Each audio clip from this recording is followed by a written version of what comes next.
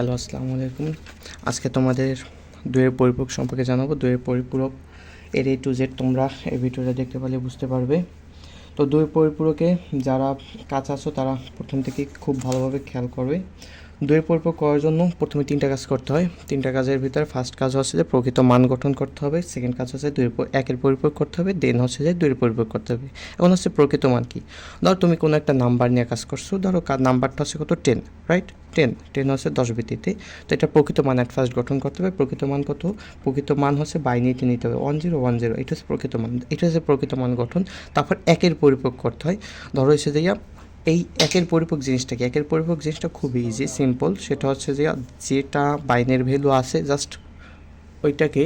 তো একের পরিপূরক হলো জাস্ট যে বাইনারি ভ্যালুটা আছে তার উল্টো ভ্যালু। উল্টো ভ্যালু মানে হচ্ছে কি, যেমন এখানে অন আছে, এখানে জিরো আছে, জিরোকে অন করতে হবে। এখানে অন আছে, অনকে জিরো করতে হবে। তাহলে এই জিরো হবে কি অন, অন হবে কি জিরো। জাস্ট এই 10-এর এটা হচ্ছে প্রকৃত মান, আর এটা হচ্ছে দেয়া একের পরিপূরক। ঠিক আছে, একের পরিপূরক। ওকে, তো আর দুইয়ের পরিপূরক কি? দেন এই একের পরিপূরকের সাথে এক যোগ করা, এটাই হচ্ছে দুইয়ের পরিপূরক। তোমরা হয়তো বাইনারি যোগ অলরেডি পারো। তো একের পরিপূরকের সাথে এক যোগ করা হলো দুইয়ের পরিপূরক। তাহলে একের সাথে এক যোগ করলে জিরো হয়, হাতে অন থাকে, সেই অন আর জিরো যোগ করলে অন হয়, তারপরে অন জিরো। জাস্ট এটা একটা ডেমো দেখাচ্ছি, এরকমটা জাস্ট বেসিক নলেজটা ক্লিয়ার থাকলেই হবে। যাই হোক, আমরা একদম সরাসরি অঙ্কে চলে যাচ্ছি। তোমরা এই তিনটে জিনিস মনে রাখবে। তো এখানে একটা ম্যাথ আছে, ম্যাথটা হচ্ছে রাফি ও সাফি দুজনেই আইসিটি পরীক্ষায় যথাক্রমে 4F ও 7.3 নাম্বার পেয়েছে। কোশ্চেন হচ্ছে রাফি এবং সাফিয়ের নাম্বারের পার্থক্য যোগের মাধ্যমে নির্ণয় করো। তো তোমাদের একটা জিনিস খুব ভালোভাবে মাথায় রাখতে হবে, যোগের মাধ্যমে নির্ণয় করো কিংবা দুইয়ের পরিপূরকের মাধ্যমে নির্ণয় করো, দুইটা সেম কথা। তো এই জন্য তোমাকে কিছু কিছু স্টেপ ফলো করে যেতে হবে। ফার্স্ট স্টেপ হচ্ছে আমি প্রথমে রাফির নাম্বারটাকে ডেসিমাল ভ্যালুতে প্রকাশ করব এবং বাইনারিতে প্রকাশ করব। তো রাফির ভ্যালু নাম্বার হচ্ছে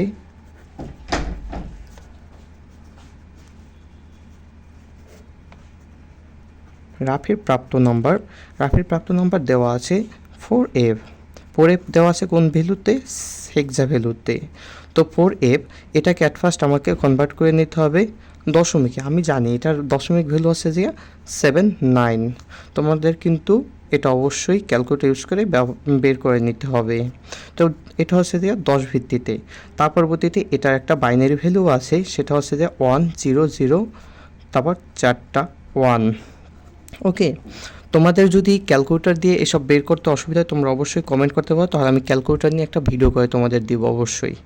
যাই হোক, রাফির প্রাপ্ত নম্বর। আরেকটা কী হচ্ছে? সাফির প্রাপ্ত নম্বর হচ্ছে 73 অক্টালে, রাইট? এই 73 এর দশমিক ভ্যালু হচ্ছে 59। এটা 10 ভিত্তিতে। এটা একটা বাইনারি ভ্যালু আছে, বাইনারি ভ্যালু কত হচ্ছে? 3টা 1, 0, 2টা 1। ওকে, এখন আমরা জানি রাফির এবং সাফিয়ের নাম্বার আমরা কিন্তু দশমিকেও জানি, বাইনারিতেও জানি। ঠিক আছে, এখন আমরা তাহলে স্বাভাবিকভাবে স্টেপ 2, এই সম্পূর্ণটাকে ধরি আমরা স্টেপ 1, আর এই পার্থক্যটাকে আমি ধরলাম স্টেপ 2।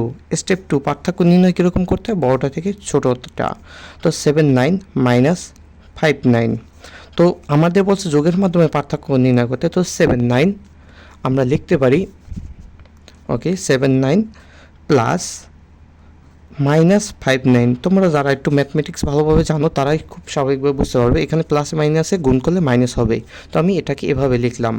এখন এইটুকু কমপ্লিট করার পরে আমার যেটা করতে হবে সেটা হচ্ছে 8 বিটের রেজিস্টার ব্যবহার করতে হবে। 8 বিটের রেজিস্টার কেন ব্যবহার করব? কারণ আমাদের ডাটাসমূহ পাস হয় প্রতিটা ক্যারেক্টার বাই ক্যারেক্টার। তো প্রতিটা ক্যারেক্টার পাস করার জন্য আমাকে মোট 8টা বিটের প্রয়োজন পড়ে। যেমন দেখো, আমি যদি 10-এর বাইনারি ভ্যালু কত? 1010, ঠিক আছে?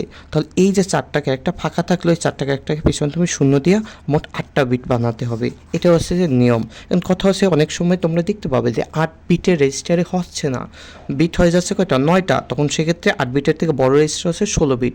তাহলে সেক্ষেত্রে 16 বিটের রেজিস্টার। যদি 8 বিটের না হয় তাহলে তোমাকে অবশ্যই 16 বিটের রেজিস্টার। আর 16 বিটের রেজিস্টার না হলে তোমাকে 32 বিটের রেজিস্টার ব্যবহার করতে হবে। এভাবে তুমি রেজিস্টারের সংখ্যা মানে মান বাড়িয়ে নিতে পারবে। এখন যাই হোক আমি ইউজ করব 8 বিটের রেজিস্টার। সো আমরা লিখতে পারি 8 বিটের রেজিস্টার ব্যবহার করে। ওকে, 8 বিটের রেজিস্টার ব্যবহার করে। 8 বিটের রেজিস্টার ব্যবহার করে আমি কি করব, এইটার যে বাইনারি ভ্যালু আছে সেটাকে লিখব। কোনটা? এই যে রাফির প্রাপ্ত নাম্বার। রাফির প্রাপ্ত নাম্বার কত? 79। ওকে, 79 প্লাস 79, এটা অবশ্যই। তাই এখানে আছে কয়টা?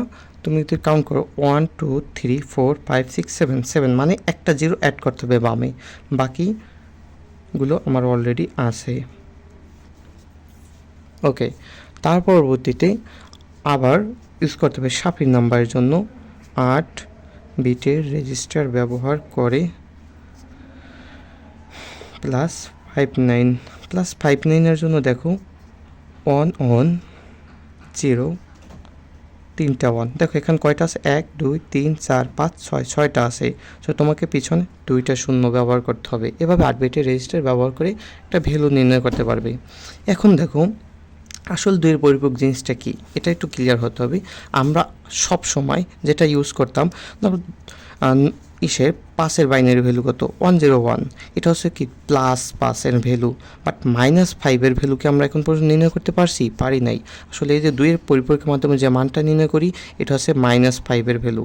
আরও একটা জিনিস তোমাদের মাথায় রাখতে হবে যে এই 8 বিটের রেজিস্টার কিংবা 16 বিটের রেজিস্টার যেটাই ইউজ করো, সর্ববামের যে বিটটা থাকে এই বিটের ভ্যালু যদি 0 হয় তাহলে এটা বলবো আমরা ধনাত্মক, রাইট? এটা ধনাত্মক। আর এই সর্ববামের এই ভ্যালুটা যদি অন হয় তাহলে বুঝবো আমরা এটা একটা ঋণাত্মক। ঠিক আছে, আরও একটা কাজ আছে, সেটা হচ্ছে যে অনেক সময় আমরা যোগ করলে দেখতে পারবো যে 8 বিটের পরেও একটা এক্সট্রা বিট হয়, নবম বিট 8 বিটের রেজিস্টারের ক্ষেত্রে, কিংবা 16 বিটের রেজিস্টারের ক্ষেত্রে 17 নম্বর বিট আমরা পাই। তো এটা আমরা ক্যারি বিট হিসেবে রেখে দিতে পারি, এটা আমাদের মূলত এই বিটের সাথে যাবে না। ওকে, তারপরে এখন যেটা করতে হবে সেটা হচ্ছে দেখো এখন -59-এর আমরা কিন্তু বাইনারি ভ্যালু জানি না, +59-এর বাইনারি ভ্যালু জানি। সো আমরা +59-এর বাইনারি ভ্যালু অ্যাট ফার্স্ট লিখব। +59-এর বাইনারি ভ্যালু 8 বিটের রেজিস্টার সহকারে লিখতে হবে। এখন আমি বলছিলাম কি এটাকে 2-এর পরিপূরক করলে তাহলে যে কোনো কিছুর মাইনাস ভ্যালু আসে। তো 2-এর পরিপূরক করার নিয়ম হচ্ছে 3টা। প্রকৃত মান গঠন হয়েছে 1-এর পরিপূরক, তারপর 2-এর পরিপূরক করতে হয়। তো 1-এর পরিপূরক আমার এখানে করতে হবে। 1-এর পরিপূরকের রুলস কী ছিল?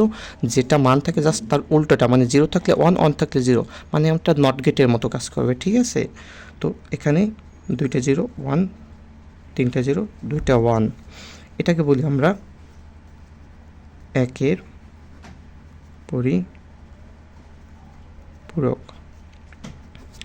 তার পরবর্তীতে আমার যে অপশন এইটা ছিল সেটা হচ্ছে 2-এর পরিপূরক করতে হয়।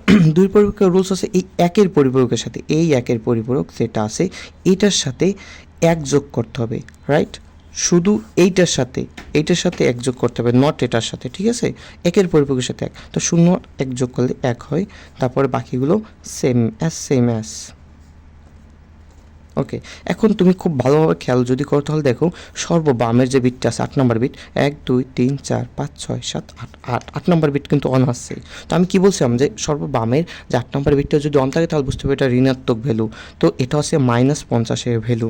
তো আমরা -50-এর ভ্যালু আমরা অলরেডি -59-এর ভ্যালু, তো -59-এর ভ্যালু আমরা জানতে পারছি, আর +79-এর ভ্যালু জানতে পারছি। তো কী করতে হবে? +79 আর হচ্ছে -59, এই দুইটাকে যোগ করে দিলে আমরা কিন্তু প্রকৃত পার্থক্যটা নির্ণয় করতে পারবো, এবং এটা যোগের মাধ্যমে হবে। আর এটাই হচ্ছে 2-এর পরিপূরকের কাজ।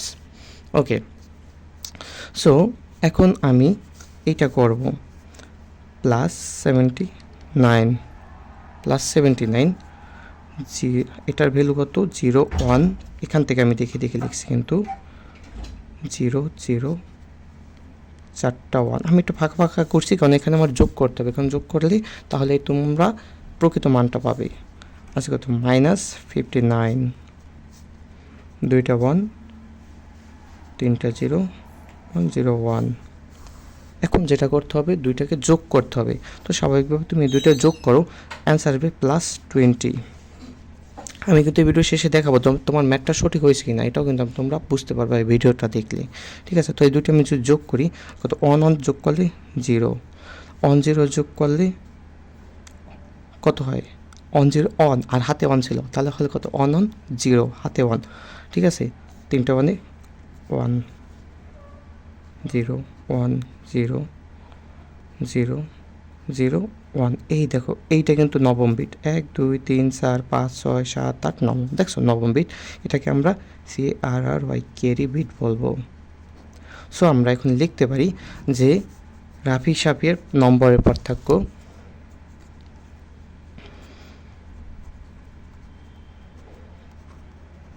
রাফি সাফি এর নম্বরের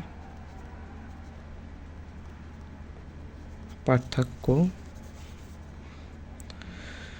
সমান রাফি সাফির নম্বরের পার্থক্য কত হয়েছে +20, বা এটা কত ভিত্তিতে 10 ভিত্তিতে, বা কত এই দেখো 3টা 0 1 0 1 00, এটা হচ্ছে 2 এর ভিত্তিতে। খুব ইজিলিভাবে আমরা কিন্তু এইটাকে সলভ করতে পারছি। এবং তুমি যদি এটাকে খুব ভালোভাবে খেয়াল করো, আমি এখানে মোট 5টা স্টেপ ইউজ করছি। 5টা স্টেপ কী কী স্টেপ দেখো। অ্যাট ফার্স্ট আমার যে এটা ছিল, এই যেটা ছিল অঙ্ক ম্যাথটা থেকে অ্যাট ফার্স্ট রাফি এবং সাফির প্রাপ্ত সম্পর্কে প্রথমে দশমিকে ব্যবহার করছি। ঠিক আছে, দশমিকে নিয়ে আর হচ্ছে বাইনারিতে প্রকাশ করছি। এই হচ্ছে যে স্টেপ 1, আমি আমার রুলস অনুযায়ী বললাম এটা স্টেপ 1 তোমার। ঠিক আছে, স্টেপ 2 কি, আমি পার্থক্য নির্ণয় করেছি, রাইট। এইটা হচ্ছে স্টেপ 2, এই স্টেপ 2। আরেকটা স্টেপ 3 কি, আমি 8 বিটের রেজিস্টারে প্রকাশ করেছি, এটা হচ্ছে দেয়া স্টেপ 3। ওকে, তাই হচ্ছে আমি কি করছি, এই দেখো এইখানে আমি কি 2 এর পরিপ্রয়োগ করেছি, এই সম্পূর্ণটা আমি কি করছি 2 এর পরিপ্রয়োগ করছি, এটা হচ্ছে step 4। Okay, and at last আমি 2টাকে যোগ করে দিয়েছি, এটা হচ্ছে স্টেপ 5। যাই হোক, তোমাদের ভিডিওটা কেমন লাগছে তোমরা অবশ্যই জানাবে, ভালো লাগলে অবশ্যই কমেন্ট করবে, শেয়ার করবে। আর যদি কোথাও বুঝতে অসুবিধা তোমরা অবশ্যই কমেন্ট করতে পারো কিংবা ইনবক্স করতে পারো। ধন্যবাদ। কারো কোথাও সমস্যা থাকলে বলতে পারো, হাতের লেখা কিছুটা খারাপ হতে পারে, হাতের লেখা অত একটা ভালো না। যাই হোক, ধন্যবাদ।